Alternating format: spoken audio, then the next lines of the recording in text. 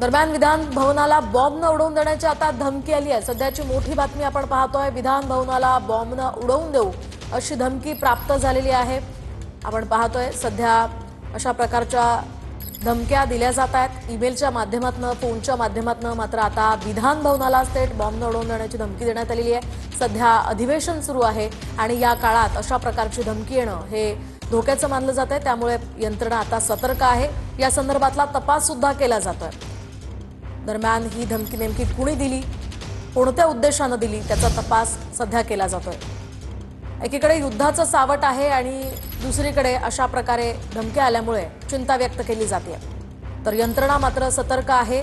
यंत्रणेनं या ठिकाणी या संदर्भातला तपास सुरू केलेला आहे। सुरक्षितता बाळगण्याच्या दृष्टीने सुद्धा हा सगळा तपास आणि नियोजन केलं जात आहे।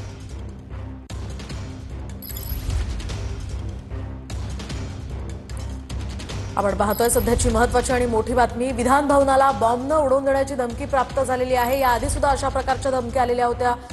पोलीस स्टेशन असेल, आयुक्तालय असेल, अशा प्रकारच्या महत्त्वाच्या स्थळांना बॉम्ब न उडवून देण्याची धमकी प्राप्त झाली होती। त्यानंतर याचा तपास लावून पोलिसांनी